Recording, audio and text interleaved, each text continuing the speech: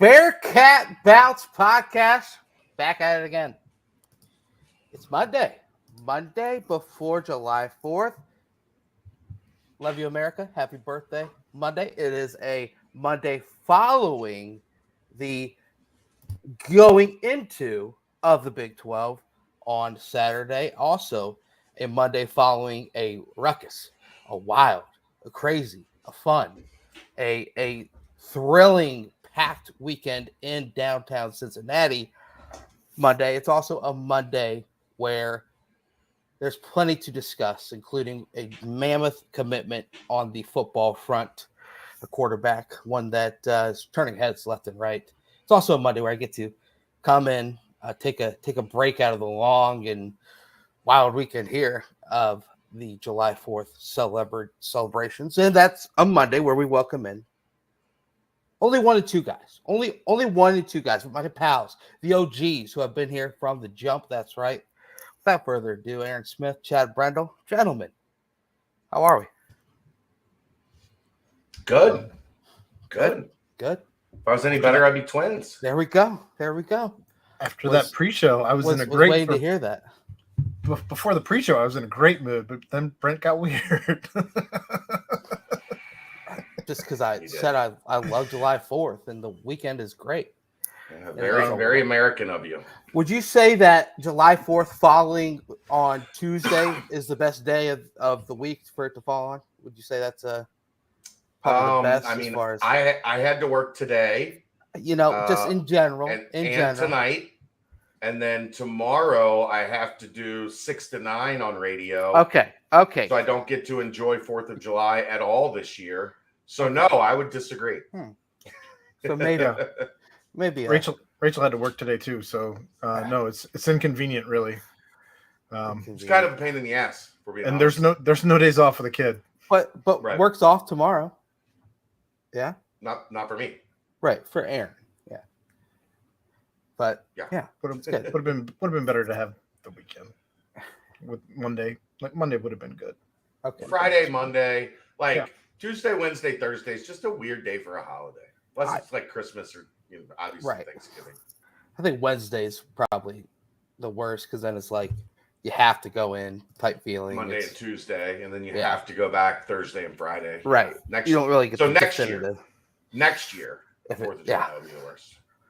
Unless it's a leap year, who knows? But Chad, sir, long weekend for you down there at on the banks, if you will. A fantastic, fun-filled weekend, I imagine. Break it all down for us, man. And I'm going to ask you in finer parts, but just as a whole, the place was buzzing. It was packed. I mean, it was chaos downtown. Like people everywhere. But it was the most friendly crowd, like large crowd I think I've ever been a part of. Like everybody was in a good mood. Nobody was pissed off because they had to stand in a line. That probably was helped by the fact that I don't think there were Friday night we were outside the stadium. Right. And they had there were some concessions and stuff set up at Smale Park. And there was a much longer line for the cold brew stand than there was for the beer stand. You could walk right up and get a beer or a White Claw or whatever, but you had to wait 10 minutes to get a cold brew. Must have put something in that cold brew. 30 minutes to get a Coke. Right. So that's part of, the audience being 13. Yeah. But the energy was great. Like people, like I said, everybody was friendly. Everybody was just enjoying the music and having a good time. I'm not the biggest Taylor Swift fan in the world, but I credit her community that she's built. Like they buy into, being chill, and everybody was very chill. So it was a good time. Yeah, I mean the just the amount of business and money raised all around each city that she's been to has just been incredible. It was nuts. It was bananas how many people were down. I mean, we hung out Friday before the show. I was at Rheingeist, Right. and then went to the Red Leprechaun where Kiss 107 had their like live broadcast pre-show or whatever. Mhm. And I mean, you didn't see a single issue with anything, and it was slammed from Mhm. the front door of Paycor Stadium all the way to Great American Ballpark. There were people everywhere. So it was a kudos to the city, because that could have been a disaster of epic proportions. And it went off as smoothly as I would ever have imagined. So well done, everyone. There you go. There you go. As Aaron off screen, maybe he'll be back here shortly. I want to get more, obviously, after the old introductions. I want to get more on kind of what the whole Ryan Geist tapping and everything, because you were there for the beginning. Seems as if it was kind of a very fun event, but obviously, yeah, Chelsea, welcome in. But yeah, the Swifties, man, that whole thing. It's she's got some absolute hits, some bangers, if you will. And it's like you said before, it moves people certain ways. It makes it helps mold and mend and do certain things for whatever they want it to be, and that's why Taylor Swift's got such a following, and that's why it's like one of the most incredible tours ever, if you will. So She were puts you able asses to? in seats, I'll tell you that. Yeah, yeah. I mean, my friends Aaron were still there on hates it. Friday, and they I'm sent some happy it's over. pictures. And they sent some pictures, and the place is just packed. Looked like it was a playoff game atmosphere in there. So it was awesome to hear. Could you hear the music outside? Was it pretty clear? It was loud. It was very clear. Wow. I mean, obviously, you couldn't see the jumbotron or anything, Right. but the music was crystal clear. Yep. As long as you were we were in the south end zone, right outside the south end zone, and Right. it's open at Paycor. Yeah. So that's the way that the speakers were set up and the sound was traveling. So it was crystal clear from where we were. Yeah. I mean, it's a electric atmosphere as well. And of course you saw the videos people had of wow, Taylor Swift's performing and the Reds hit a walk-off home run and this, or win the game, and they've got the fireworks going off. It was just no, they had a firework Friday. So they had a 15-minute firework display right after during the show. Yeah. I thought my daughter was going to go murder somebody at the Reds. Because it's too. She couldn't hear. Kudos to Taylor. I think she delayed. She really only played one song during it, while the fireworks were happening. Chelsea can correct me. I think the fireworks interrupted the song that was a tribute to her dead grandmother, and it was just you couldn't hear anything. Oh man! So I think that's what happened. I am happy, Chelsea. I'm in a great mood. They didn't like him outside the stadium, Chelsea, because you couldn't hear anything but fireworks. And Chelsea couldn't hear the songs. Then they should have paid for a ticket. Cry. Jeez, Aaron. Oh, man. But, hey, you know what? If she played, she's got Enchanted right now is my favorite song that she sings. If you've heard it, Aaron, suggest you listen to it again. It's quite moving. Aaron's cranky. Gets a juicy. No, I hate talking about it. It just doesn't interest me at all. I'm looking forward to talking about not this.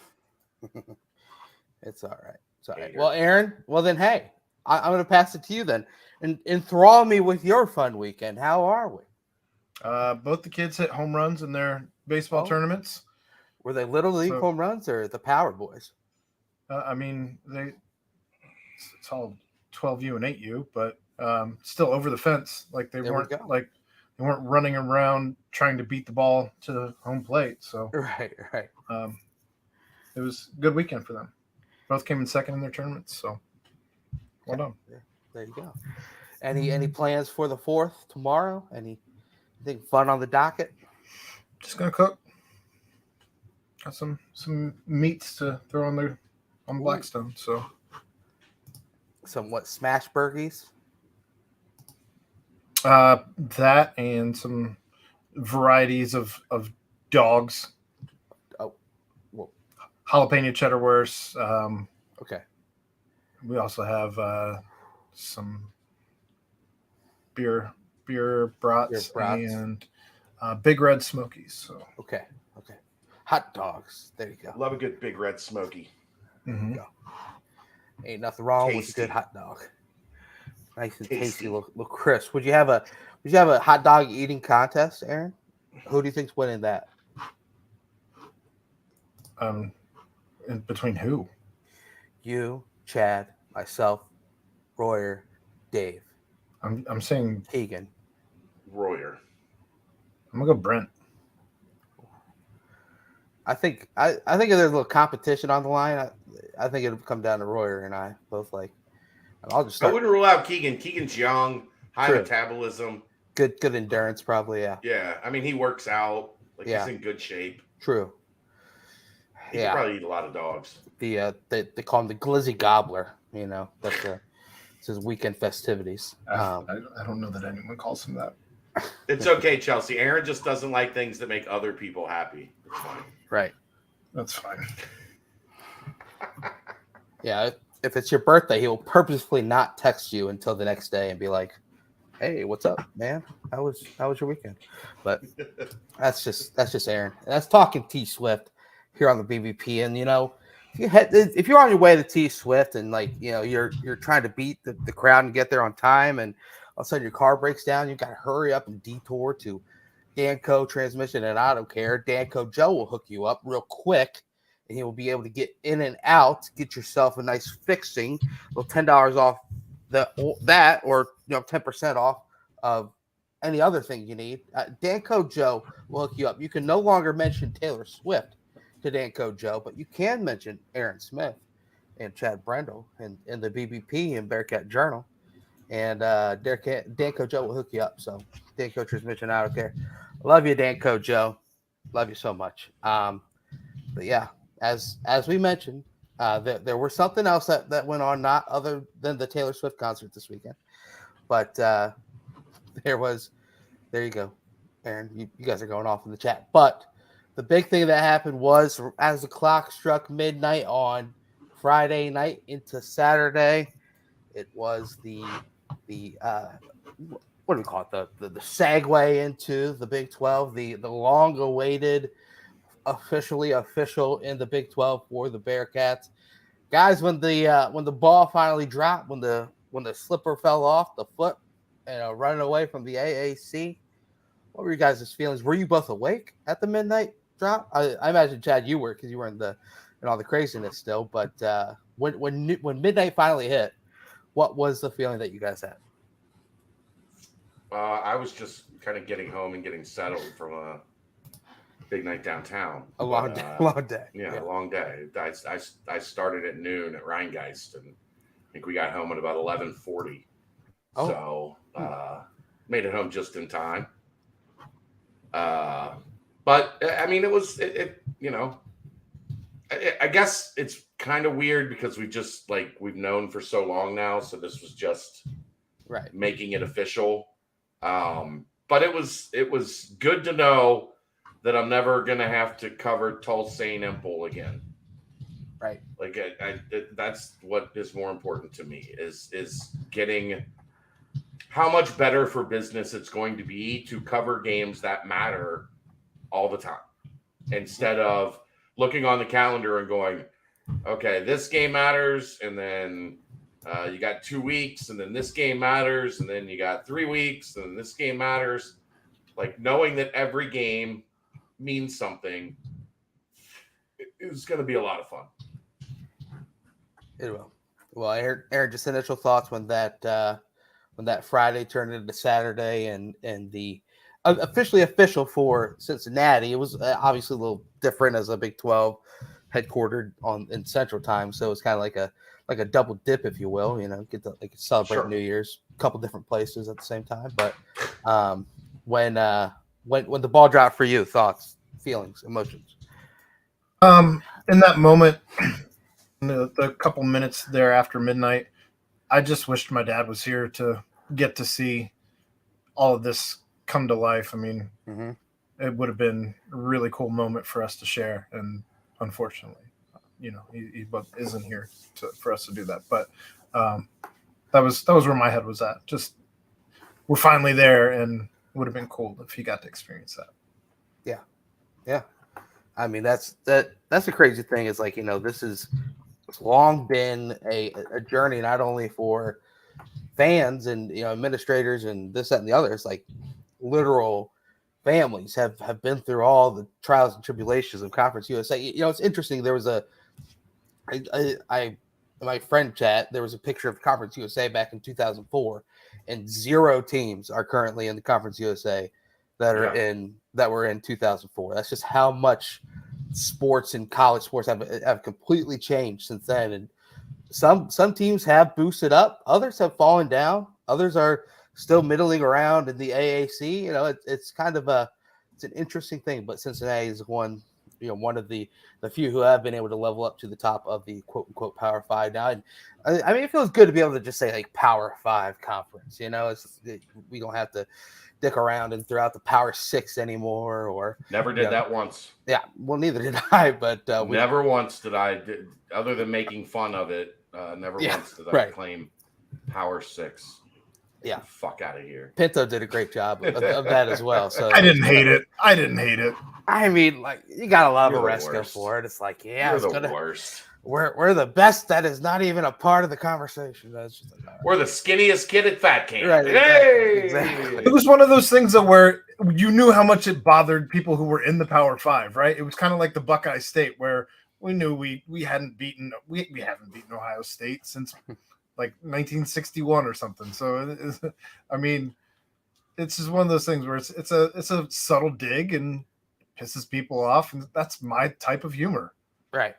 Yeah, and shouts to Eichel Davis. I was out at the bars in downtown Indy when 12 midnight hit, and I peeled away for an extended time into the bathroom, just to kind of sit there, scroll through Twitter. Luckily, they didn't have that new restriction thing on Twitter, or else maybe no one would have been able to see the video when it was released. But it was good to kind of just get that nostalgia rolling through the veins, get that excitement going through. Really good job on that video, even though it was only 3 minutes, kind of encapsulated the entire just rise and how much success there has been in order to get to there. So, shouts there. I just watched it again about an hour ago, trying to get excited for this. And a lot of things have happened since, AAC and this, that, and the other. And then all of a sudden finally getting the opportunity to head in there. But, I want to go back to that day before, the Friday before, because obviously every good thing that happens, it starts early. You're not going to celebrate New Year's right after 12 midnight. You're going to celebrate New Year's on New Year's Eve and then roll into the new year. So, Chad, you were able to be a part of that celebration the day prior. You were there for the early part, and then obviously Dave headed in there. I think I saw Keegan posted a picture from there as well. But that's the ever-changing landscape of college sports represents a new NIL initiative and the ability to connect with local breweries. And I tell you what, there's been none better than Cincy Reigns taking that and rolling with it all the way with Cincy Light and Ryan Geist. So, Chad, first explain how awesome the event was in the beginning. Dan, if people want to watch the video of the kind of the first sip and whatnot, I suggest they watch your video that you recorded, because the other one that's out there, it looks like Dan takes like a tiny sip of his beer. He did like a taste sip. Right. Yeah. Like before he did the real sip, he gave like a little. Yeah. All right, let's do this. Well, but it's funny because the other video like cuts off right after that, and then it's like, Yeah, that wasn't it. But yours, he like does it, and then he takes the full gulp. So, just kind of break down how cool that was, being there and whatnot, and the atmosphere. I mean, Friday lunchtime, it's it takes people kind of really down to have excitement for this whole, rolling into the Big 12 and whatnot, and also rolling out of Cincy Light and with Cincy Reigns. So just that whole experience, and then also got to get a breakdown of your thoughts on the beer itself. So honestly, I think like the hype around the weekend helped. Yeah. Like because everybody knew like it was going to be a big weekend, right? And you didn't want to miss it. So I think that kind of, pushed people, because even at noon, Like there were probably 60, 70 people just outside the doors waiting to get in at noon.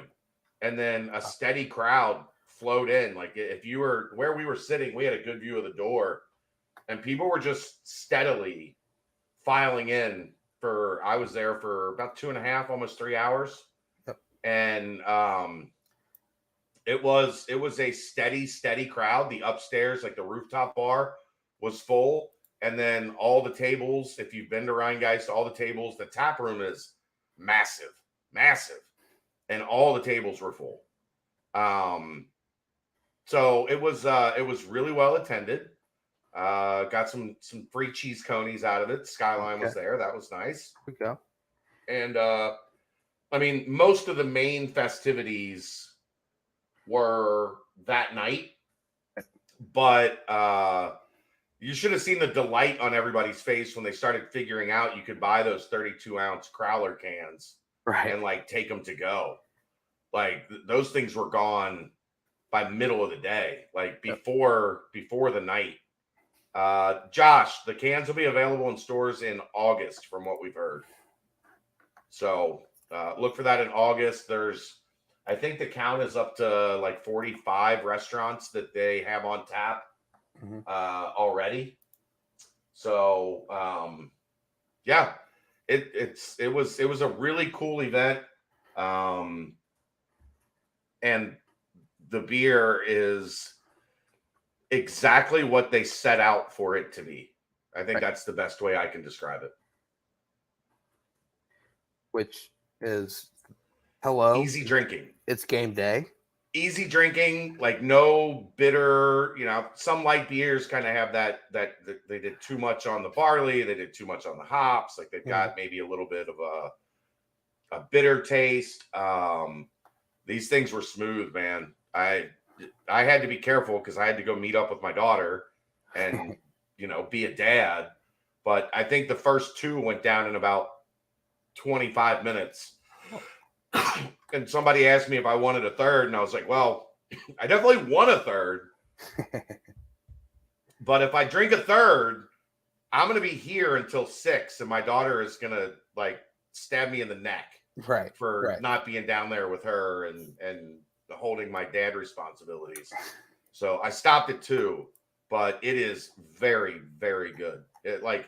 We still don't know, like obviously there's going to be a difference in the taste between what's on the tap and then what's in the cans. That's just, how it goes. So if the cans taste anything like the tap, Rheingeist might have messed up. They might have made a beer too good. Because if word gets around, that's going to be everybody's easy drinking beer, without hesitation. Yeah. Especially with what goes with it when you do purchase a case of it. Well, but I'm talking about people that don't have any affiliation, like don't care. Right. That it's tied to the Cincinnati Collective or whatever. When people start drinking this beer, it is going to be hard to keep in stock across the Queen City. Like it is that good. It really was. Go. I mean, we should do like some case races, BCJ case races, and when they're available, and just support the Cincy Reigns, but also the Beer Olympics is a new thing right now, right? Everybody's doing Beer Olympics. That's right. Yeah, the Barstool squad, the Bussin' with the Boys, had a big Beer Olympics squad. Who else did it? It's not Somebody a new thing. We were doing Jason that in college. No, but I mean, it's like it's coming back. It's like a thing that Jason and Travis did it the next day. Yeah, once summer hits, it's just. Yeah. But yeah, our boy Dana Beers in there. Dana, shouts to Dana Beers. Still, no matter what, he is a supporter of Cincinnati. He still, mentions us, mentions, this, that, and the other. We got to get Dana back on the pod sometime soon. Kind of chop it up, get him excited for the Big 12. But yeah, I'm excited to try Cincy Light. Obviously, I'll probably get it off tap before the cans get released. But it's excited to see what can happen, because if a beer goes down too easy, I'm not a big beer drinker. But if that thing's flowing down easy, I'll have to go to the bathroom a lot probably, but I'm also gonna drink about 12 to 15 to maybe more. So we'll see what happens there. Chad, along with that, is the tap beer that they sell, is that connected with Cincy Reigns as well, or is it just the? No, yeah. So there's a portion of every sale that goes to Cincy Reigns. I think it was something like $13 a keg.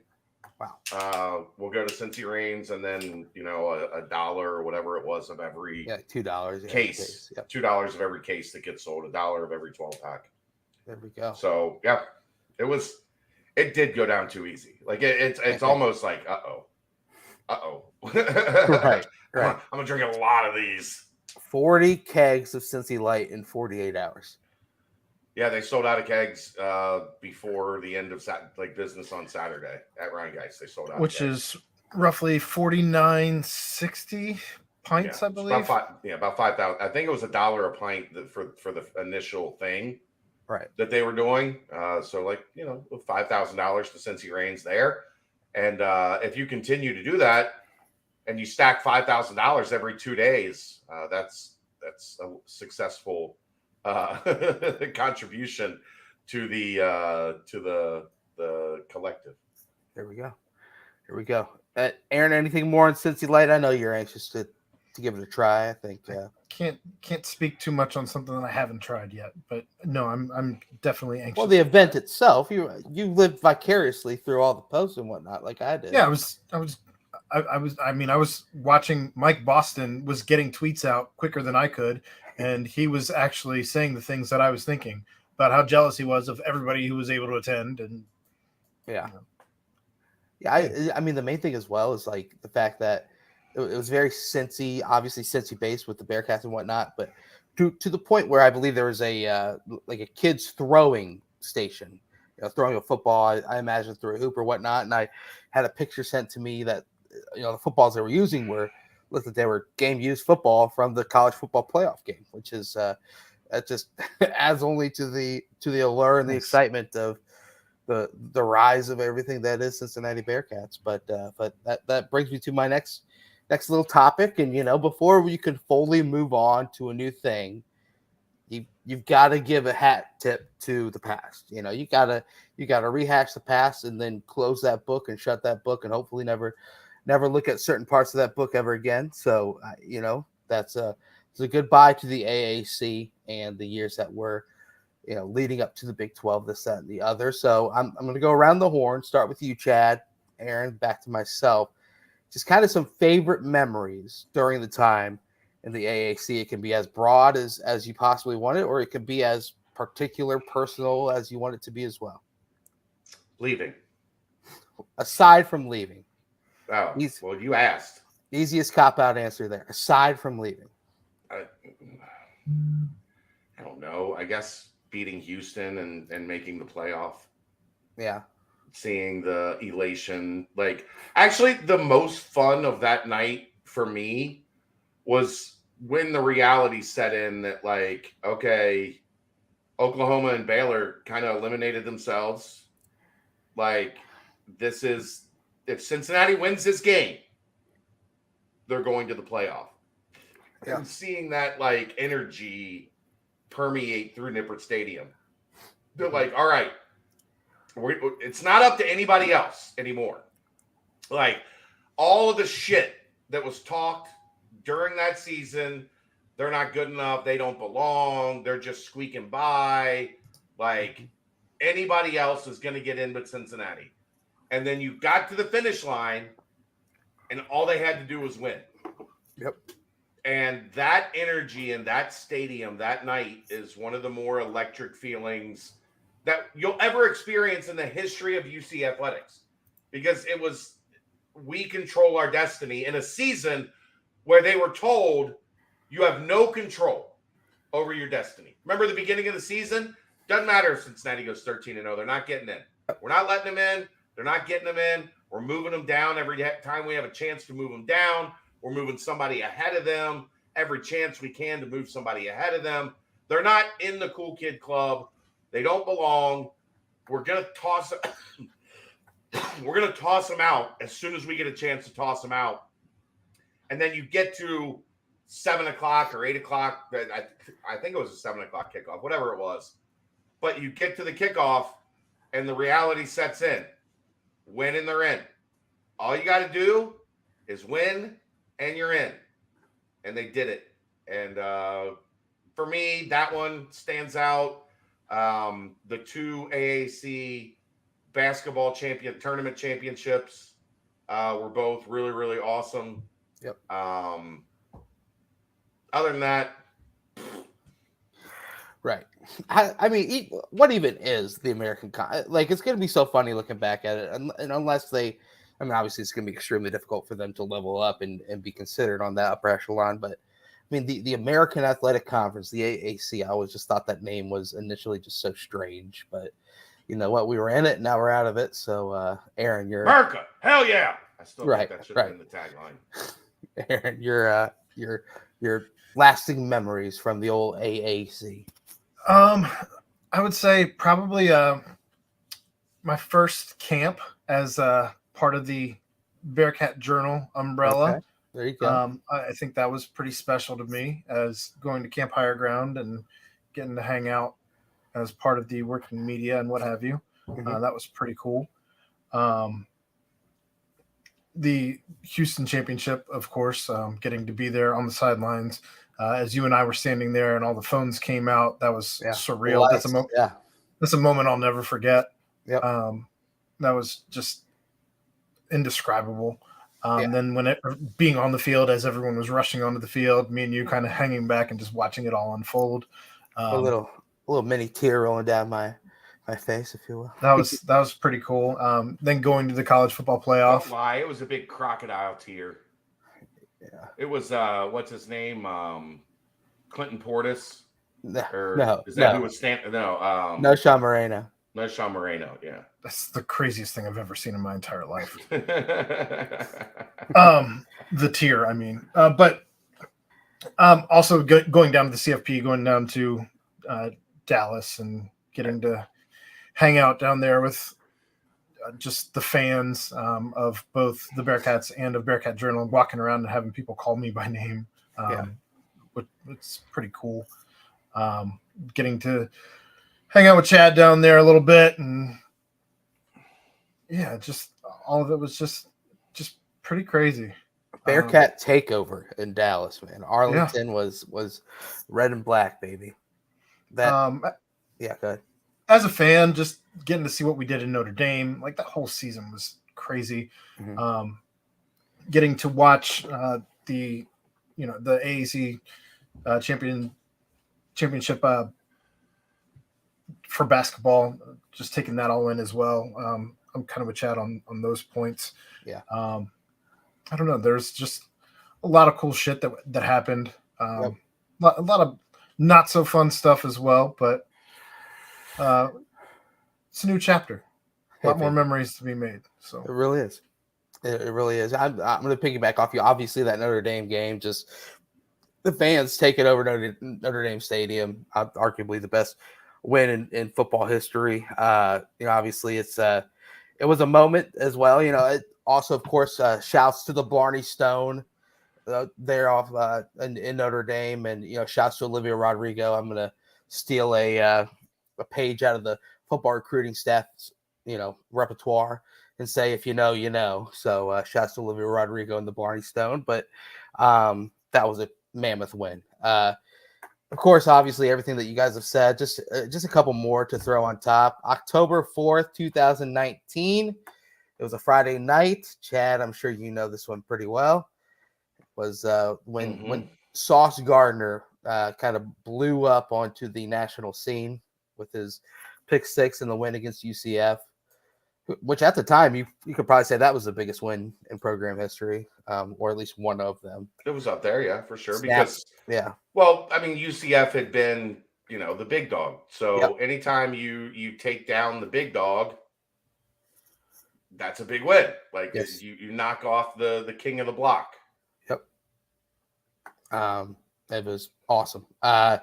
Fifth Third renovation happened, obviously. The Sean Kilpatrick's senior season was electric. One that you kind of followed, and you were like, is he going to win Player of the Year? And he just some very memorable moments from SK. Troy Copain's layup against Purdue to send it in overtime in round 1 of the NCAA tournament. The home win against Xavier the last year in the original shoe. That's the Jaron Cumberland takeover game. And also that next year in the AAC tournament, we mentioned winning the AAC tournament, that first one, road to the victory. If you remember, that team was down pretty big against Memphis in the first round. And the way that they were able to come back and kind of showed how dominant they were, and then roll that all the way through. And then obviously the big win against Houston in the championship game. Just awesome memories. And then, of course, baseball, that 2019 season, the AAC champs, then beat Oregon State at their house. Joey Weimer, who's having a good season up at in Milwaukee, obviously had a great memorable run there for the Bearcats, and took down Adley Rushman, the best player in all of college baseball at that moment, at their own house in Oregon State. Then obviously volleyball that same season, 2019 NCAA tournament. Jordan Thompson, obviously just electric, slowly becoming the best volleyball player in the world through that route. So, a lot of exciting and thrilling memories, and that reach a lot past the typical football and basketball memories. But we're in the Big 12 now, and that's going to bring me to my last little combo about this, and then we'll move on. What do you think is the singular thing that gets helped or boosted the most when it comes to the final move to the Big 12? Is it recruiting? Is it just overall fan and engagement and continue to sell out both arena and the football field? Is it kind of just everything, money pouring into the athletic department, this, that, and the other? What's the answer is always money. Right. Yeah. All the other stuff is nice, right, but none of it is possible. Like, you had to join the Power 5 for money. If it wasn't about money, you could have stayed in the American, been the king of that conference, right, from here until forever, and everything would have been fine. Like in the old days, when UC was in Conference USA, the money really wasn't a major thing in college sports at that point in time. So you could be in Conference USA and matter. Yep. But now you have to be part of the power structure. Like, they have built this power structure as such. You don't have a choice. You have to be a big dog. And if you're not in the cool kids club, you're gonna get left behind. And Cincinnati couldn't afford to get left behind. Piggybacking off of that is the money adds to recruitment, right? The money, for sure. Like, it's always about the money. The money adds to fan engagement and putting fans in the stands, and what they're able to do with both the arenas. We've already seen, the new indoor practice facility under construction for the football team. We're seeing changes made to the baseball stadium as we speak. We're still paying for the arena that was renovated, but all of this was coming because Cincinnati this was the goal, right?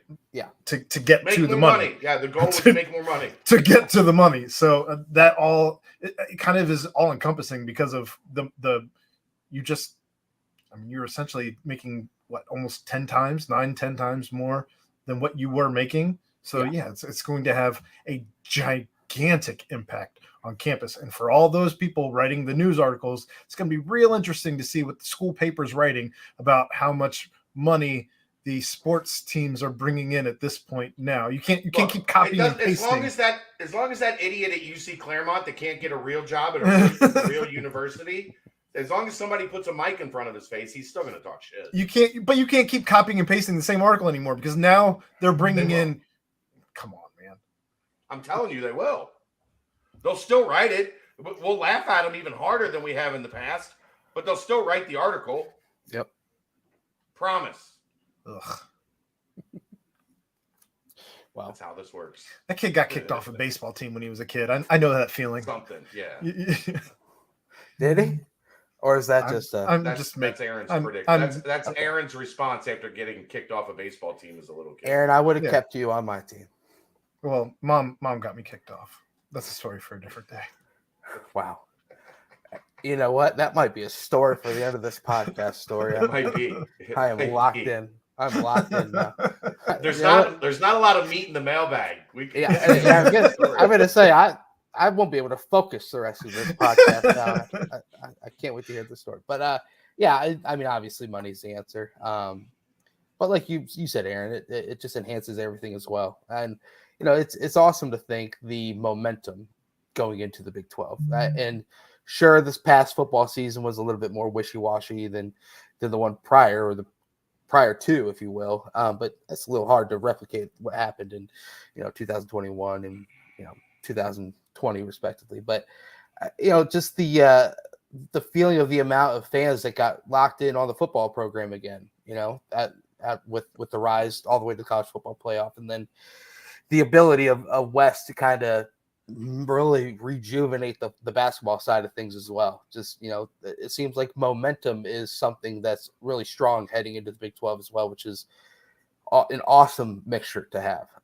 So we'll see if that continues to pay off, and, we'll obviously be able to hear more about it. Cause the more you mention, like, Travis Kelce is obviously a huge ambassador of the entire, University of Cincinnati. And, Sauce Gardner has now been able to pick up that role. Just the amount of players in the NFL that have truly just been able to kind of like really be, carry a torch for the entire college as a whole, and everything else that comes with it. So once basketball gets on its feet, a couple players in the NBA will be able to do the same thing, and it'll only help even more. So that's it's exciting to see what can happen. And with that, we shut the book, the AAC book. I'm sure it'll collect a lot of dust, but whenever you want to, here. Yeah, whenever you want to, you can go back and check out the college football playoff, that run. Did you guys timestamp without me? Did I miss that? No, I just put it in there because it made sense to do that. So then when we have the next timestamp, it was a different segment because you'll see. Anyway. All right. Well, let's timestamp it. Quick Paper Supply, your local and family-owned restaurant supply company for all your non-food products. Quick Paper services over 150 restaurants with weekly low minimum next day deliveries, providing a wide range of food service products from to-go containers, cups, custom printed products, eco-friendly, and much more. They also have cleaning and restroom supplies. For all your janitorial needs, call Nick 513-470-2029. Reference Bearcats for 20% off your first month of purchases. Boom, baby. Little Quick Paper Supply timestamp. You heard it here first. Lock it in. Well, not only was the movement into the Big 12 the big news from the weekend, the football program got one hell of a recruiting commitment. Samaj Jones out of St. Joseph's Prep, a big-time high school there in the Philadelphia area. Star quarterback, dual threat. Obviously, someone that is going to really have some excitement bringing there. It's a 4-star, a guy who really seems to fit the mold of what Coach Scott Satterfield wants to do here with the team. I know you guys talked about him at length yesterday, but he's the level of recruit that is so nice. We got to mention him twice, and pick Cincinnati over the likes of Oklahoma, Penn State, West Virginia, plenty more on that list. But I agree with what Dave was saying last night. A lot of Jalen Hurts to his game, and when you see just a physical runner who has a high level of speed, and then you watch his ability to throw the football and really have accuracy from intermediate to deep. I didn't see many short passes, but I'm sure he's got that as well. But the ability that he has right now, honing in on his skills and kind of just bulking up and looking like a true running back at the quarterback position, but he's more of a quarterback than an athlete, if that makes sense. And man, it just seems like the Bearcats got themselves a massive piece. And I think the main thing is, this staff in year one, they prioritized Samaj Jones, and they were able to lock him down when some heavy hitters came in and knocked on his door as well. So that speaks volumes to the ability of this entire staff, and Pete Thomas as well, obviously quarterback coach, and just the ability to hone in and lock down and bring in what could be the cornerstone of the first official full class, if you will. Obviously, last year will go under them, but first official 2024 4-star on the board. Chad and Aaron, you guys talked about it last night, obviously, but dust has settled even more. Samaj Jones, it's a big time pickup for the staff. Yeah, like we talked about last night, it's a fit for the system. It seems like a cultural fit. It's a guy that they have identified before they got to Cincinnati and continued to recruit him when they got here. It's this is what you want this is why you go hire a coach with Power 5 experience, right? Because that means they've been recruiting Power 5 players. Mm-hmm. And they should be able to take some of the guys that they were recruiting before they got here and turn those into commitments here. Yep. And that's what happened. So that they went out and got their guy. You always like when your staff goes out and gets one of, if not the top prospect on the board at quarterback in that cycle, which is what they did with Samaj Jones. So, yeah, I think it was a big day yesterday for the program to kind of piggyback off getting into the Big 12. Yeah, I agree. He's a hell of an athlete. I mean, I saw one replay where he was diving into the end zone, kind of got his legs hit out from under him and kind of fell forward over the tackler into the end zone, kind of hurled over him. I saw that on Twitter somewhere. But you bring in Elijah Jones, I'm assuming one of his favorite receivers, and I think that this is nothing but a good thing at this point. Just you got a 4-star quarterback. That's the cornerstone of the program, and to be able to lock that in when you had, like you were talking about, some of the heavy hitters, Oklahoma, West Virginia, coming, and Cincinnati still able to get their guy. I think we should be excited about what the staff's been able to do on limited time in the recruiting world with Cincinnati, especially with all the work they had to do in the transfer portal. And I think this should be encouraging for what they're going to be able to do once they have a full year under their belt. Yeah. I mean, he was the 6A player of the year as a junior, obviously. Won a state title. There's some articles out there talking about how, he wants to be the leader of the team. He wants to be the one that is, setting the tone instead of just being someone that, kind of just sits back and just plays his role. And as a junior, you have that ability, especially at a big school like that, is in a big program like that. It's something awesome. I mean, it's a 3,200 total yards of offense, 46 total touchdowns. The number one team in the state of Pennsylvania. It's a big time commitment. And you see 4.6 speed. You see the ability, like you said, hurdling over defenders into the end zone, and then he can throw the ball on a dime. Some people will say that he's a little slight on just the height department, but and like Dave was saying last night, he doesn't play small, if that makes sense. He kind of just is able to move around and able to find open receivers and put the ball where it needs to be. And so it's an exciting pickup. And someone, obviously, he's got 3 receivers at his disposal that are all Division I talent. And that will obviously help the boost, but that means he's got someone who will be able to kind of join him at the next level. And Elijah Jones, who, obviously is his teammate and had some really good games and really electric times in that offense with Samaj. So, it's a big time get. And one, of course, that, Oklahoma went hard for is what we're hearing, the last push and whatnot. And, Penn State obviously had been going after him, and then, Grunkemeyer committed, and who knows if they pulled back a little bit off that, but still they were after him hard at one point, and Cincinnati still is there and continuously recruited him. And now you see the ability to fit the scheme that we've seen Scott Satterfield run.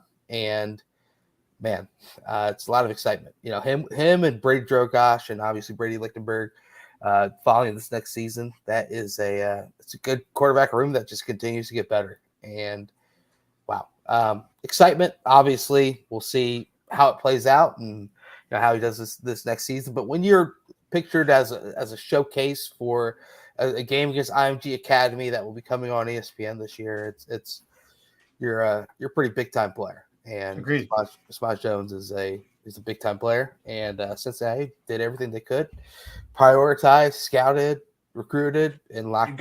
You gotta win at quarterback. Recruiting is so much about evaluation. Yep. Obviously, you've got to evaluate and get it right at all the positions. Right. But you want to go into a year and say, this is the guy we want at quarterback, and then be able to go get him. Yep. And Scott Satterfield and staff did that. So kudos. I mean, it is a big time get, and one that obviously will have some ripple effects. I believe when you are able to bring in, I just keep watching like highlights and just tweets about him. Throwing down a pretty solid dunk at his quote unquote short height is with ease, and it's an athletic player who can throw the football.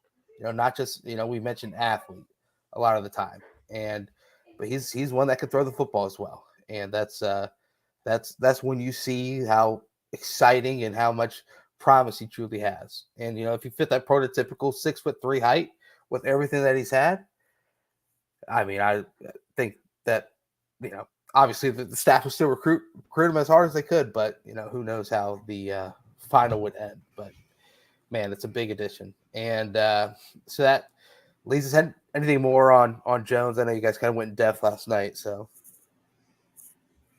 We did fun live show last night. If you missed it, just click on live on the YouTube page, and it'll be there. There you go. And then two more recruiting bits, obviously on Twitter. Both Quan Sanks and Radarius Red Morgan came to Cincinnati on official visits last month. They both tweeted out that they would be committing tomorrow to a school of their choice on Instagram Live. So the excitement could keep flowing, if you will. And July 4th with fireworks, 7 p.m. Man, it would be nice to possibly receive another big time commitment as well. Who knows? But anything else on the football front, guys? No.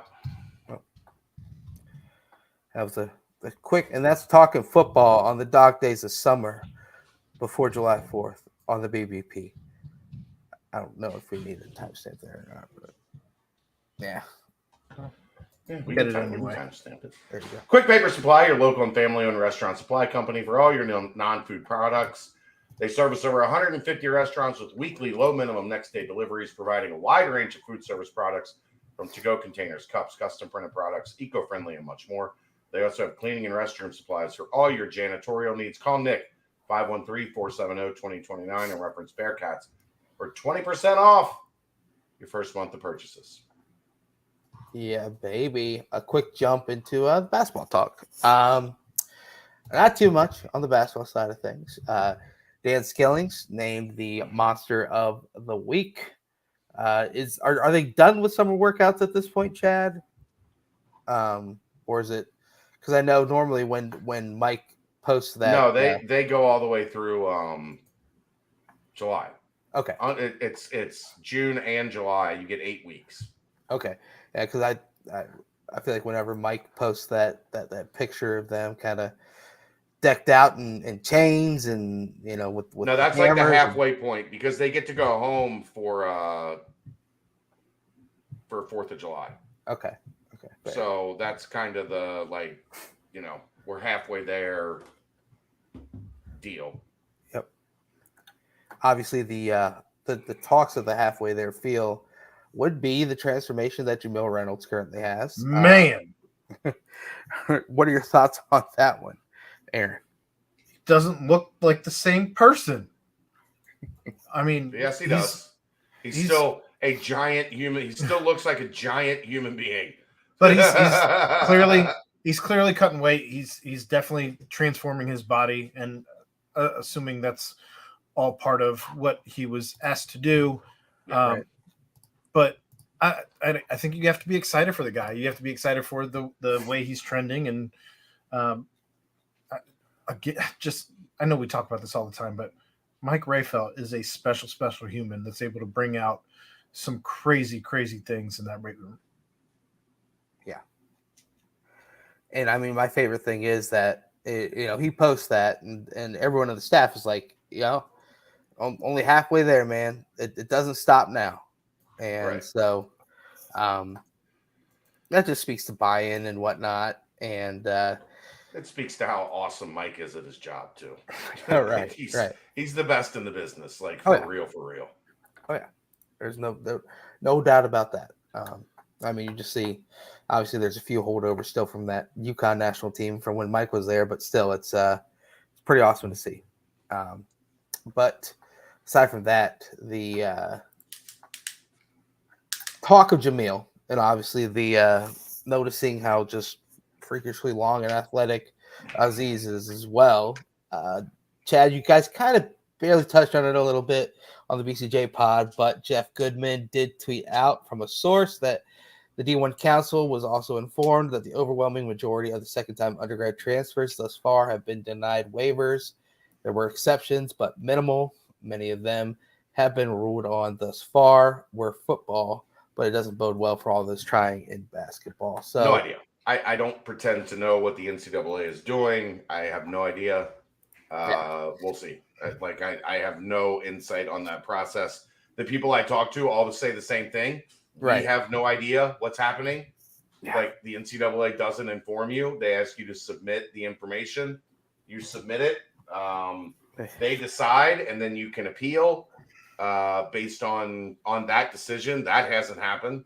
So no idea. Like I wish I had a better answer for you, Brent, but I have no idea. Like the NCAA sucks. I have no idea. Right. This whole thing's stupid in that you have no idea. You shouldn't be this close to the season and have no idea if you have guys on your roster who are going to be a part of your eligible to play this season or not.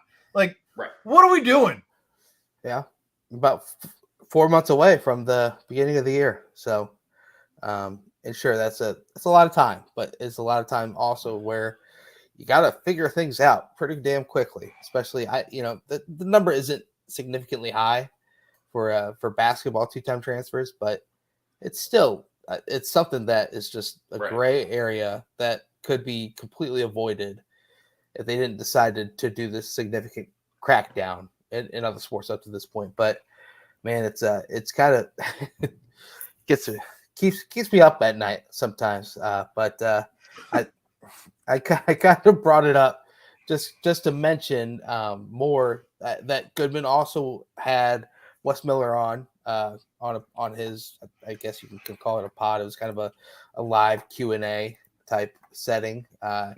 Just want to kind of shout that out as well. A pretty cool watch. Obviously, if you're a big fan of the Bearcats, I'd suggest checking that out.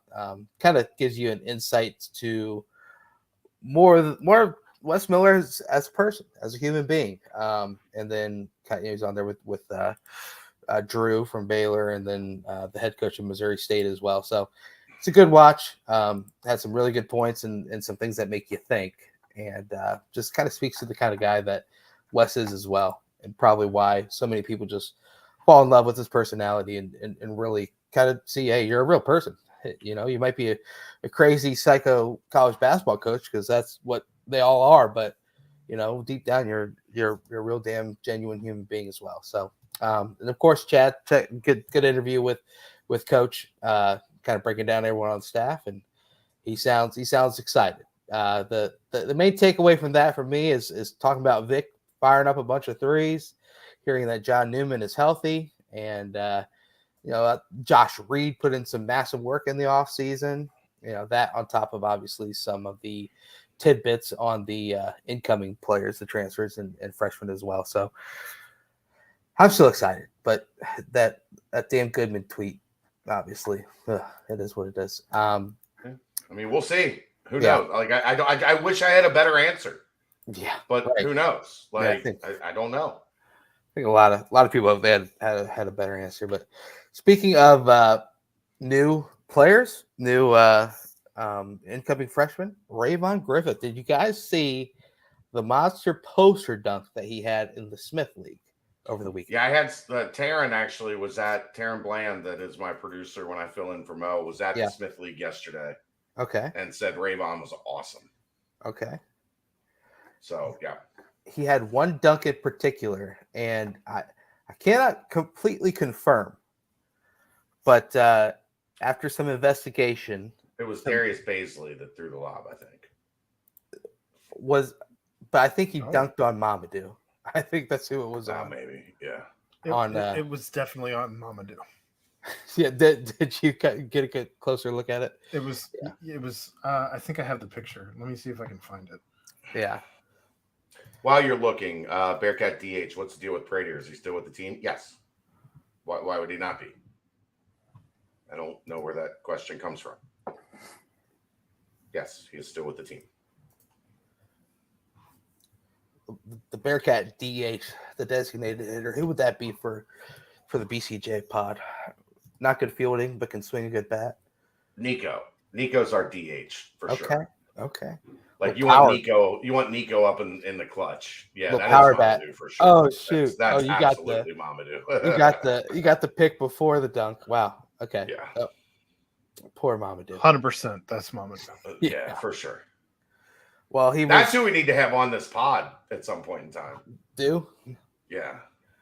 I mean, the John Brandon days were obviously dark and kind of interesting, but man, the whole Mamadou like getting ready to shoot a 3-pointer is one of the more like craziest things to be a part of inside of Fifth Third Arena.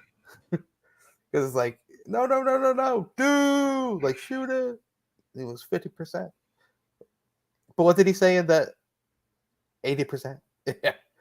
He said 80% in the final post-game press conference. Gotta love the do. But yeah, we'll be fun to have him on. Good to hear. Taryn said that he was kind of just killing it, Rayvon. Yeah, just that he played really well, and that he's going to be a good one for the Bearcats. Actually, he said everybody needs to get to the Smith League if they have a chance to watch, because it's a lot of fun. I think I saw Jamil was out there too. Yeah. So, do you know the rules on that? Is it like a certain amount of college players on a team, or is? Yeah, there's a limit to the number you're allowed to have on the same team. Okay, because I know they got it like sanctioned by the NCAA to obviously allow players, but I saw Rayvon was on a team with Davenport, so good to see that. Aside from that, one final thing on basketball front. Officially, the staff was announced for the basketball team. Jake Thielen, Director of Player Development, Assistant Coach. Josh Leffler, obviously, we've mentioned him a lot. Chief of Administrative Staff, Assistant Coach. Drew Adams, getting bumped up to Assistant Coach and Recruiting Coordinator. And then Maddie Miller, Director of Basketball Operations, the Dobo for the Bearcats. Chad, just a quick discussion about the moving and the shaking of the new staff for the basketball team. Really happy for Jake. Like, he gets his chance. He's been in operations and behind the scenes for a long time. Indiana, Georgia, Cincinnati. He's worked his way up to this. He's earned it. He's an excellent basketball mind. Absolutely awesome dude. So really happy for him. Really happy for my guy, Matty Mills. Yep. I've known Matty Mills since, I don't know, he's probably 5 years old, sitting in the front row at sitting on the court in the nice seats. Yep. The big time courtside, the Jack Nicklaus seats. Matty Mills had those seats when he was a young pup with the big afro. So to see him rise up to now be an Adobo, awesome for those two guys. I'm going to miss Chris Lepore. Chris has been an awesome asset to not only me and how much he went out of his way to help Kelly and I in the roughest of times, and also, as a resource at UC, Chris was incredible. So best of luck to him as he goes into the private sector. Look, man, you got 3 young kids. It's real hard to work in basketball. Like, right. It just is. It's real hard to work in any college athletics, especially now, because this shit never stops. Right. I have people say to me all the time, like, oh, well, you cover college sports. Like, it's like a teacher. You get summers off. Nah, fam. Nope. That doesn't exist. There is no off season anymore in college sports. Yeah. You get literally like 2 weeks. Yeah. Like a week here, 4 days there. Like, there's a break here, a little window there. Coaches are back on the road tomorrow or Wednesday. Right now? Is it Wednesday? Wednesday. It opens up. An open eval period opens up. The Peach Jam started today. So coaches are watching live streams, and it just, there's no break. There's no downtime. And if you're trying to do that while raising young kids, it's taxing, man, especially 3 of them like Chris has got. So he took a job in the private sector. He gets to move his family closer to his wife's family in Louisville. So more power to him. I'm going to miss him. He was great to us. But really happy for Jake, really happy for Maddie. And I've heard nothing but good things about Loeffler. Awesome. And his impact already early in his time and the way he's fitting in with the staff. So, good stuff. Aaron, anything on the staff, comings or goings? I mean, I kind of spoke on it on the nightcap, but Laporte was always nothing but good with BCJ staff. I spoke on your behalf in that regard last night. Yeah, that's fine. He was always great with all of us. Also with Brett Stein and anybody else who he dealt with from our umbrella. I mean, just not that anybody on the staff is any different, but I feel like he just went out of his way to always make sure that we were comfortable anytime we were around the team. And not everybody does that. Right. Not by any fault of their own or anything like that. They're busy coaching. But he was, always, I feel like always the first one to say hi anytime we were around, and just made sure he always said bye and all of that. Like, you don't get that from everybody. Right. Yeah, that Lambert guy always big time everybody. What is that? He said that Lambert guy always big timed everybody. Talking about Pat. What a jerk that guy was. He really did. I was just talking about the basketball side. I know. It was just a chance for me to get a shot in on Pat. I haven't got to do that in a while. I missed it. Then he took his talents up to Madison. He was on the first thing smoking out of town. And freaking Brady Collins, too. So they had a squat fest up there in Madison. You knew that was happening. Yep. People said, the most memorable morning of my life. You don't see that if you have them all on mute. And I'm just kidding. I love those guys. Brady texted me pretty much as soon as Squat Fest ended on Friday and was like, just wasn't the same without you guys here. Yeah. And I was like, you didn't have to be that way. You did that. That's on you. Don't you put that evil on me. That's on you. There were Barstool guys there instead. I'm sure they were the thrill, knowing everything about the team. Not. But anyway. Big Cat actually does. I bet he still wore sunglasses. Yeah. He might have. Hard to see through all the smoke and dark lights. Sunglasses on. Jerk. Yeah, you traded us for Big Cat. What an L. Huge L. Quite possibly the biggest L in the world. But, it is what it is. One final thing on basketball. A few offers handed out yesterday, I believe. Jackson Richardson, I believe Jace's younger brother. Apparently, Jackson has daddy's bounce. Oh, we're gonna get all the Richardsons. Let's go. Let's Let's go. Let's get all the NBA guys, kids. Dominique Wilkins' kid. Yeah. Jason Richardson's Jace is a little more cerebral, right? Little more, like a legit point guard. Apparently, the younger brother has got bunnies like dad, like elite hops. So, yeah. And Jace tagging Tyler McKinley and talking back and forth about Jackson's offer on Instagram. Yep. Don't hate that. Don't hate that one bit now.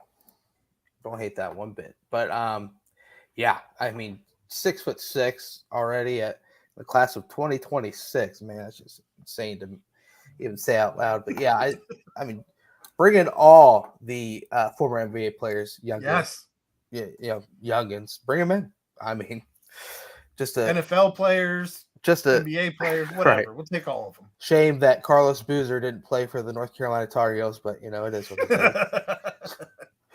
It is what it is. But yeah, so obviously that was one offer that was put out. Aaron, you kind of already alluded to it, but Jacob Wilkins, Dominique Wilkins' son, also received an offer yesterday. And then, of course, out of Fishers High School, Jalen Harrelson, who's, as you mentioned, Chad, a stud, legit baller. So some big offers going out still to highly rated prospects. And the staff is just continuing to press to go for the best. And, Big 12, momentum, excitement.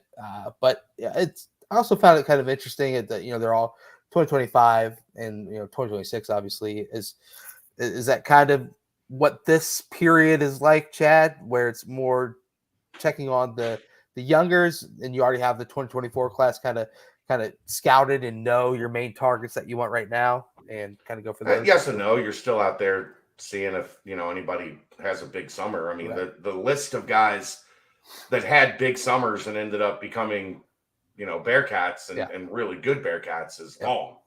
Jake Evans was one. Gary Clark, they were on him long before he had his massive summer for CP3, but it certainly didn't hurt their pursuit of Gary Clark that he averaged a double-double as CP3 won the Peach Jam. So no, I mean, they have their main guys they're looking at. They also, I would say, have a list of guys that they added through the high school period in June, the 2 weekends in June. Like, okay, let's now see what these guys look like in the AAU setting. The Peach Jam started today. Adidas finals and Under Armour finals start Wednesday and Thursday. So, you have your main guys. Mm-hmm. And then you also have this secondary list of let's see what July looks like. Right. And maybe that changes our pursuit as we get moving. So, it's always an important couple weeks on the calendar, especially now that NBA camp is open. That's another thing we should talk about. Tyler McKinley was awesome at NBA camp. Yep. I have talked about this with Aaron a little bit on the nightcap. I had people, multiple people, both high major assistants and friends in the scouting world, hit me up last week. Man, Tyler is really, really coming along and is going to be a really good piece at Cincinnati. That's a difficult camp to be good at. The talent level is so elite. It is literally basically the top 100 high school players in the country, regardless of class. Yeah. And if you can play well there, you're a good player. If you and sustain it, he played well every day. It wasn't like he just had one good day where he had 2 or 3 good games. Mm-hmm. He played well the entire camp, and that's really hard to do. So I'm even more excited about Tyler than I have been. Yeah. When you see a breakthrough at a camp like that. I've been to NBA camp a bunch of times. Mm-hmm. I've seen really talented players struggle to get going in that setting just because everybody's so good. You don't get to pick on anybody at that camp. It's not like, all right, put him on. As soon as we see that guy guarding somebody, we go with that guy. Like, no, everybody's good. So Tyler doing well there was a huge bump for me. So when it comes to Tyler, do you think the fact that he isn't extremely flashy and isn't looking to score and fill up stat sheets, that might be why he doesn't have a rise in the rankings, if you will? No, not really. I think there are, he's not the most bouncy dude. Right. Like, he's not super long and athletic. Like, he doesn't. It's similar to some of the stuff we talked about with Samaj Jones. Like, there are certain boxes he doesn't check. Right. On the NBA scale. Mm-hmm. But guess what? Cincinnati doesn't play in the NBA. They don't. Like, you don't have to check the boxes for the NBA scale to be really good in college. Big 12's NBA light to a lesser. But it's not really. Like, it's a joke, but yeah. I know. But there's a bunch of dudes in the Big 12 that are really good college players. Right. That aren't necessarily NBA. Like, even if you look at the Big 12, like first and second and third teams, there are numerous dudes on those lists that aren't like NBA, like jump off the chart NBA guys. Right. They're just awesome college players. Yeah. And that's all right. Like, that's you're coaching a college team. Yep. You're running a college program. You want to find guys that are going to be really good in college. I think Tyler McKinley's going to be really good in college. Now, if he can continue to develop, that changes the NBA prospect for him. But he's not 6'11". He doesn't have a 7'3" wingspan. Like, he doesn't jump out of the gym at a 42-inch vertical. Right. But you know what he does do? He plays basketball really well. Yeah. Like, give me those guys. How many times have UC fans lamented, when are we going to get a team with like a really high basketball IQ? This year. Like, I'm tired of watching athletes like run and jump, right, but not be able to make really good basketball plays. I know it's one of the things I always like. One of the biggest problems I had with mixed teams. He didn't recruit passing. So it results in a lot of isolation ball when you don't have teams that really know how to make the ball pop. Yeah. Then you got to say, okay, this is our best dude. Let's give it to Sean Kilpatrick. Yep. And set a ball screen or give it to Sean and clear out. You don't have to do that when you have guys that really know how to play and know how to pass. And Tyler knows how to play. Yeah, it's funny you mentioned that because like one of the SK clips that's obviously out there is that shot against Memphis near the end of the first half where, it's a 35-second shot clock and SK dribbles all the way down from that. And like 24 seconds, he's got the ball just dribbling the air out of it. And then hits a three. It's just like, that's SK and that's but those teams weren't good passing teams. Like they weren't crisp with ball movement. Right. Yeah. So I agree. Yeah, like get as many guys that can get guys that can play basketball. Yeah. I don't care would I like their NBA projection to be first rounder or lottery pick? Sure. But more importantly, get guys that can play basketball. Yeah, I agree. Yeah. And the fact that he's being mentioned in a national article at a camp like that is just speaks volumes to the heads that he's turning. And, it's big time. And he's a guy, obviously, with making conversation and connections with Jace Richardson as well, that hopefully bodes well for the future of the program. Also, Flory Badunga is an animal through one down, and at this moment he is not committed to Duke. So just had to get the Flory. Everybody thought that was going to happen fast. Remember? Yep. Go visit Duke. Commit. Yep. We're not there yet. Not there yet. So, and that's talking Flory on the BBP. Have to make sure we hit on it once each show. So there you go. Anything more on the recruiting of basketball or anything basketball in general? No, not yet. Okay, there we go. So as always, stay locked in. But hey, timestamp it, and we'll get to this low and slow, if you will, a barbecue version of the old BBP mailbag. Quick Paper Supply provides mostly disposable restaurant supplies, products like to-go containers, cups, pizza boxes, to-go bags, can liners, napkins, etc. They've been open since 2009. and are one of the largest minority-owned companies in the city. Also have cleaning and restroom supplies for all your janitorial needs. Call Nick, 513-470-2029, and reference Bearcats for 20% off your first month of purchases. There's one ad. Let's go right into another. Do it. Low Miller Real Estate. Whew. That's my sister. My little sister. Adrian Henson. There you go. Yo, You're looking for a Adrian. home in Northern Kentucky, Indiana, Ohio. She can help you out. Adrian L. Henson at iCloud.com or A. Henson at lowmillerrealestate.com. Free home evaluations, 859-444-8159.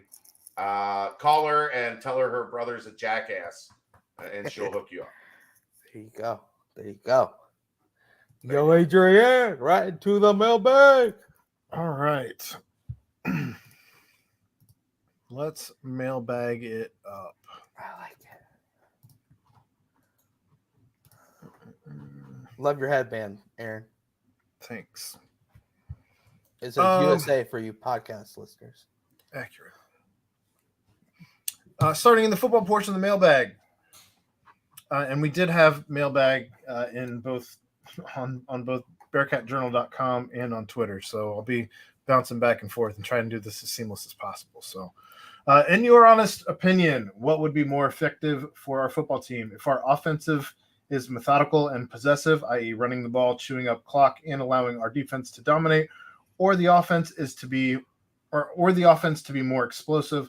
Some describe this as runs more than 12 yards and passes over 20 yards. Aaron says only plays over 30 yards. That's not true. It wasn't over 30. Anyway, score as many points as possible, as quickly as possible, get into shootouts.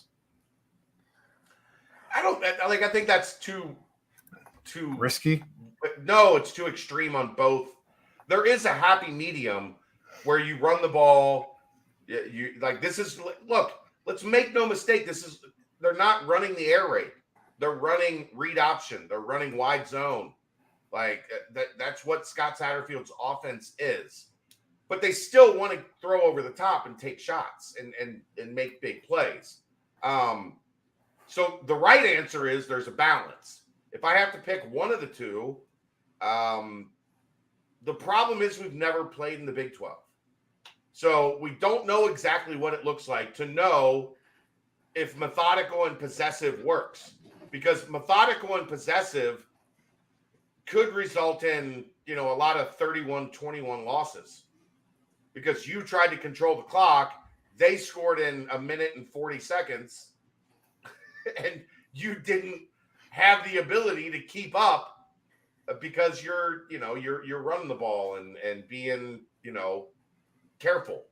So the answer is somewhere in the middle. You want to run the ball, control the clock, and also be able to hit big plays down the field so that you still have scoring drives that are, 3 minutes sprinkled in, as opposed to you don't want to have every scoring drive be, 7 minutes and 13 plays. You're not Navy. You're not an option team. Also, if you do the score as many points as possible, as quickly as possible, your defense is going to be gassed. Yeah, I don't buy that as much as some people. Like, your defense is not gassed if they get off the field, Aaron. We've had this screaming match at each other before. If you get 3 and out, your defense isn't on the field all the time. Right? I'm not doing it. I know. I'm just saying. I understand the philosophy behind what you're saying. That's bait. But I'm saying it's not bait. Stop somebody, and then you're not on the field all the time. If you can't stop anybody, then yeah, you're going to be all on the field all the damn time. We didn't have a problem with the defense being winded when Brian Kelly was here, and they were winning games, scoring 50 points a game. What you say, Brent? You know what? With the new rules that are being implemented, the clock still running on first downs and whatnot. Yeah. And I think the best thing would to have a strong running the ball. But I think you would ask anyone in the entire country if they could have a strong rushing attack, they take it. because that allows you to literally control the game. Sure, there are the air raids, this, that, and the other, but I mean, if any team had the ability to be strong up front and dominate the line of scrimmage and run the football and control the clock, set up the pass with the run, I think they would take that 10 times out of 10. But I think for next year, with the ability to have, a strong defense, at least, from what we're seeing objectively, and then of course a good running attack and Emory Jones, a scrambling dual threat quarterback, I think running the ball, chewing up the clock would be the option to take. But like Chad's saying, the Big 12 is known for just high scoring, getting after it. Although recently there have been some kind of defensive stalwarts like Baylor and there have been a couple teams that have proven you can still win in the Big 12 right by playing really good defense. Right, but we're going to see if this defense stacks up against the offenses of the Big 12 right away. So I think the methodical and possessive would be the answer here, but maybe for just this season. If then you get all these weapons on offense and you kind of have the mold change a little bit. You see what you kind of need to do, and then you have the ability of quarterbacks who can get the ball down the field as well as running backs who can do their job. I think then you can kind of see a good balanced attack. But for next season, I do think methodical and possessive would be the better option. All right. Beginning in August, players will be able to take unlimited official visits, but is there still a limit on how many official visitors a school is allowed to host for football or basketball? No. You can host as well. Okay, I don't have that.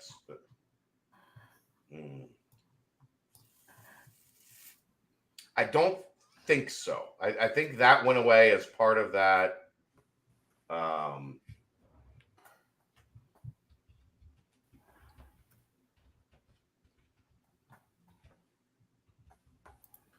think it went away as part of this.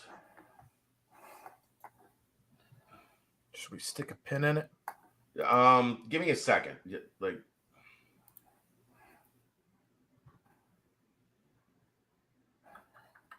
I need to look and try to figure. I was looking up something else when I saw this question.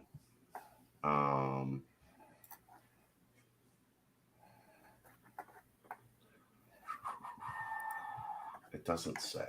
Damn it. I can't imagine you would be able to limit how many visits a school can host if you're allowing kids to take unlimited official visits. To me, that seems counterproductive, but it's the NCAA. I don't have that answer, Paul. Let me check. I need to figure that out. I did figure out. So now they're allowed football. Kids are allowed to take as many visits as they want, but they can only visit a school once unless there's a coaching change. And then you can go back a second time to a school if they've got a new coach. In basketball, you just can't visit the same school twice in the same academic or year. So July to July, and then August to August, then it resets. So you can still do junior visits and senior visits, where you can go see a place more than once. I've also heard they're trying to change that and make it so that you can't do that in basketball, but that hasn't gone through yet. So that's where we're at. But remind me to dig up that answer on if there's still a limit on the number of kids a school can bring in. All right. Moving on to the football portion of the mailbag from Twitter.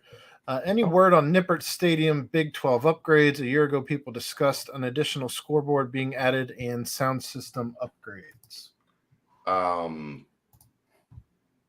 They have looked into the scoreboard thing. It just there's not a reasonable way to do it at this point. I know it's something they're exploring, but unless you take that CCM building and just put a scoreboard, I don't know where you put it, and that'll never be allowed to happen. They're never going to cover up that building. So, Sound system upgrades, they're looking at all times to upgrade the sound system. I haven't had any direct discussions about that lately in terms of what might be done, but there needs to be balance because it's all right there and it's all coming this way. And depending on where you sit, you get a very different experience from the sound system. No matter what happens, there will be people who absolutely love it, and there will be people who absolutely loathe it. Sure. That's the problem with sound systems. That's the problem with everything. Well, but I mean, yeah, sound systems, like either you sit too close to the speaker or you sit too far away from it, and you hate it accordingly, equally. You hate it if you sit too close to it. You hate it if you sit too far away from it. All right. Besides the Oklahoma game, what other game are you most excited to see this year? Brent, start with you. Which game outside of the Oklahoma game? Yes.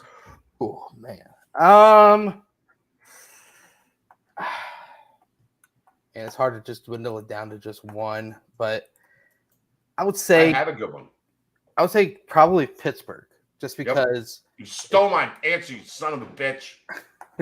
Probably Pittsburgh because it's just the first real glimpse that we get of what this team is, and heading on the road to a place that's a historic site for Cincinnati fans, and kind of just that first real test of the Scott Satterfield era, where the team's got to be ready to come out and try and win a football game, and if they also do, an opponent that they know.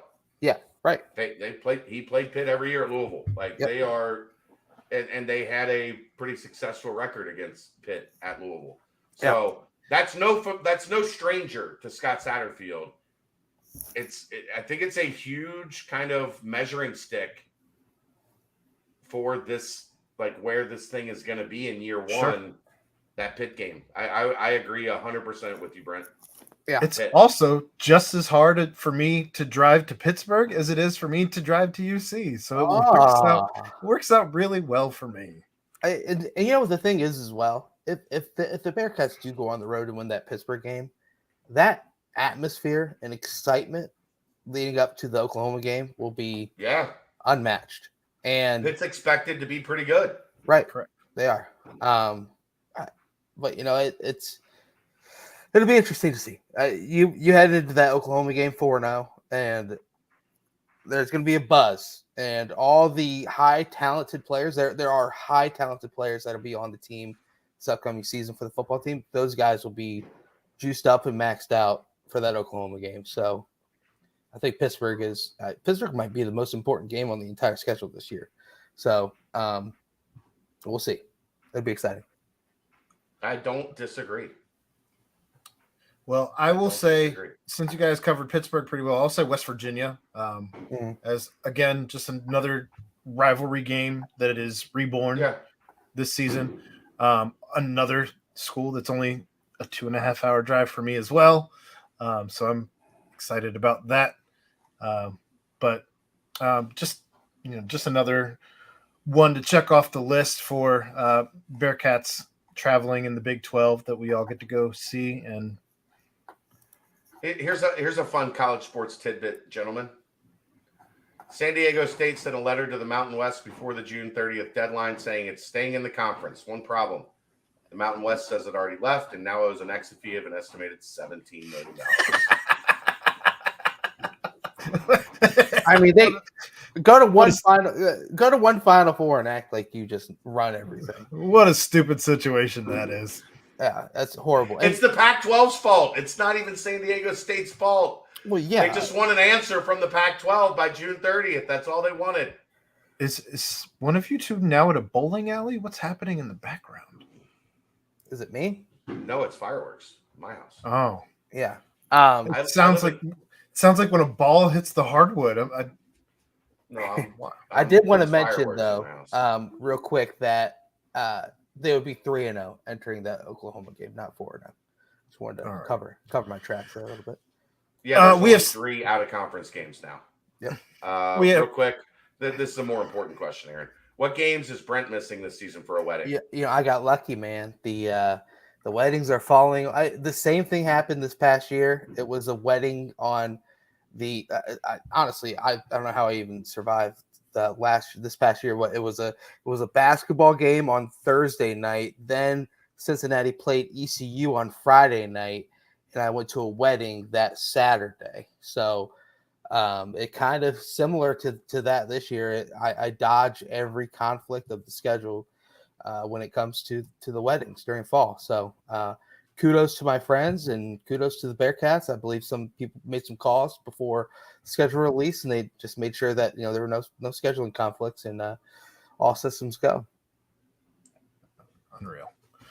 We have 16 commitments for the 2024 period, 13 3-stars and only 1 4-star. How big of the class will they have, and will we see any more 4-star players commit? When will we see our first 5-star player play at UC? Man. Sorry, my daughter's down here just talking incessantly like I'm not doing a podcast. She's just wanting to have a regular conversation with me. One Taylor Swift concert, and this is the product.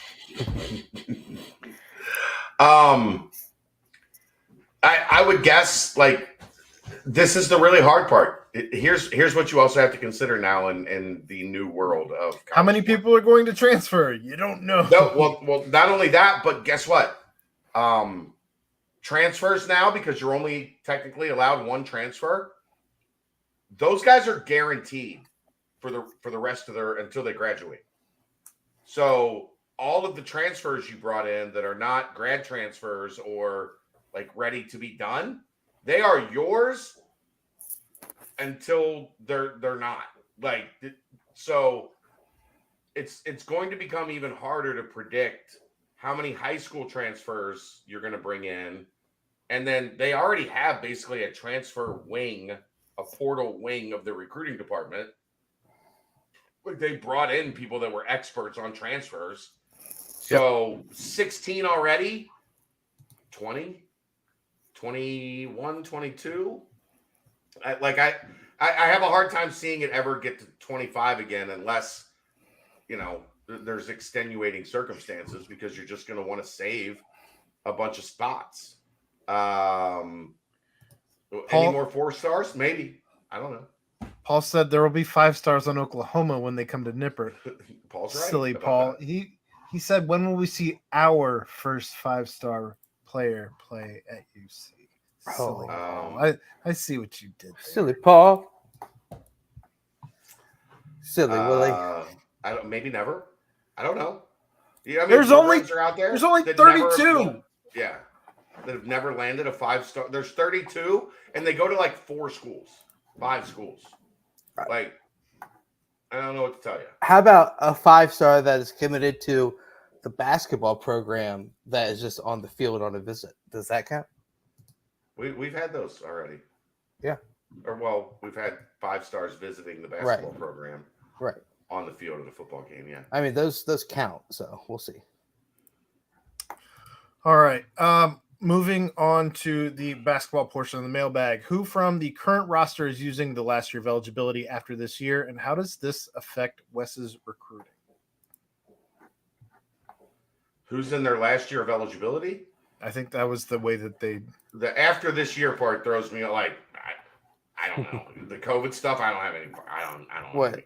Odie. I believe John Newman is done. I believe Odie is done. Unless they get medical redshirted. And that's it. I think those are the 2, right? Those are the main 2. Everybody else will at least have the option. Yeah. Of another year. Every transfer said they had at least 2 years left. Yeah. And then Vic. Do you think that was something they prioritized when they were looking at transfers? I think it just plays out how it plays out. I think you'd always like to have guys with multiple years. I agree. But right now, until we get done with the COVID year stuff, it's so stupid. It's also stupid because it's like, shit. This guy was a freshman in 2016, or like he was in the 2016 class, and he's still in college basketball in 2023. What are we doing? Mm-hmm. Any changes to the mini hot board Chad posted earlier in the summer for 24 recruits? Not really. We'll go back and revisit once we get through July. And I'll do like an actual, that was like a mini, like I said, like you said, a mini hot board. I'll go back and do an actual hot board once we get through July as a primer to what's coming up in terms of fall visits and how many spots there are. I don't even know what Tyler in the fold. Again, you only have 2 guys you're for sure are leaving. Yeah. And you want to keep a spot or 2 open for transfers. I don't know how big this class is going to be ultimately. Right. So that part's going to be interesting. Hopefully I'll have a better feel for that when we get through July. But I'll do another one late July, early August, right? Like kind of the last basketball thing I do for a month, right as we get to the start of camp. Higher ground. That's the end of the basketball portion. The baseball portion of the mailbag. Ooh. The rare baseball portion comes from Twitter. How do you think the fan base would be if UC baseball takes off? Central Michigan was pretty damn good. I think they would embrace it. Yeah, I was gonna say you saw some of the crowds at the UC baseball games were pretty electric. Yeah. Especially if you're bringing in Big 12 opponents, I think that you may very well, and not to mention you're have like TCU, like you get a top 10 TCU coming in for a weekend series, or you're also going to have a new stadium that people are going to want to check out with isn't there going to be like a left field like beer deck or something like that? There's plans for a bunch of stuff. Yeah. That's what I've seen on Twitter, I feel like. But I mean, you also saw how just the city itself embraced the Reds blowing up being good and FC Cincinnati.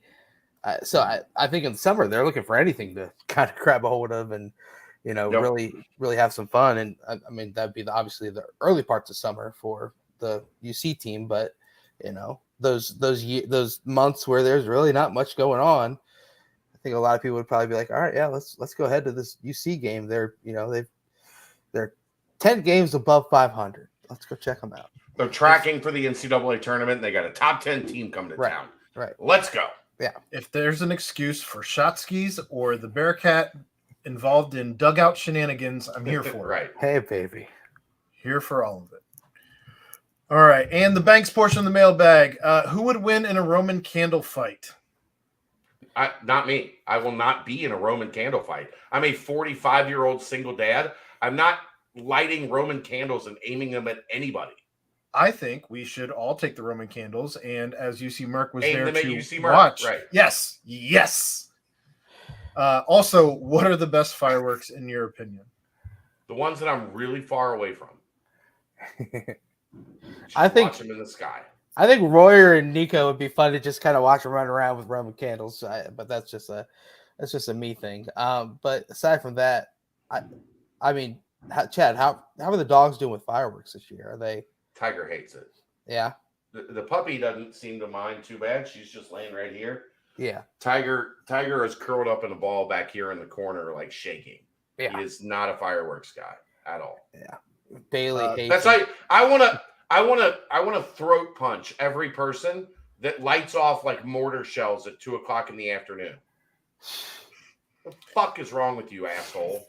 The best fireworks, in my opinion, are the WEBN fireworks, followed by the Cincinnati Reds victory fireworks. Oh, what about Fireworks Friday during the Taylor Swift show so that people can't hear the Taylor Swift show? Those aren't the best because they weren't long enough. They should have had an hour-long fireworks display for all the assholes who showed up to watch the Taylor Swift show outside the stadium. Oh my God. I was one of those assholes. I know. And you're fired. I mean, if there has ever been more of a closet Swiftie than Aaron Smith. Oh, it's Aaron. He's listening to Anti-Hero. Yeah. The second this show ends, he's like, he's gonna like take the headphones off, put his other headphones on, and like put lipstick on his face. Just. Oh, That's a reference. Got me a Steve Buscemi out of it. Yeah. Come on, man. Since Aaron cannot be trusted, I'm posting this here and on the Twitter thread. Rapid fire: Fireball whiskey or Jägermeister? Fireball. I don't Jägermeister. No. Fireball is still whiskey, so Fireball. Right. Unless you buy the small ones. You saw that? Those are actually malt. Malt beverage. Yeah. Yeah.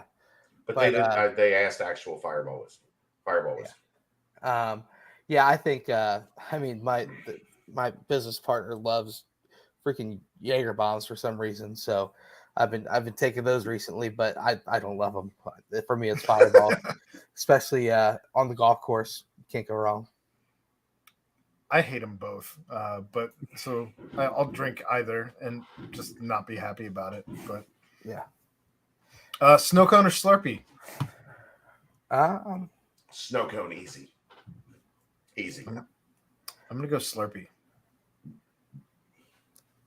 I'm gonna go snow cone. I'm not gonna lie again. I don't really like either, but if I have to pick, I'm gonna go snow cone on a hot day. There's a Hawaiian snow place here in Florence that's got a machine from Hawaii, like the real, does like the real Hawaiian snow, where it's like I can get behind that. Yeah. And they put ice cream in the middle of it, so you get the creamy ice cream part too. Okay. Yeah. You can do that in the Slurpee too, where you get the ice cream right in the middle. And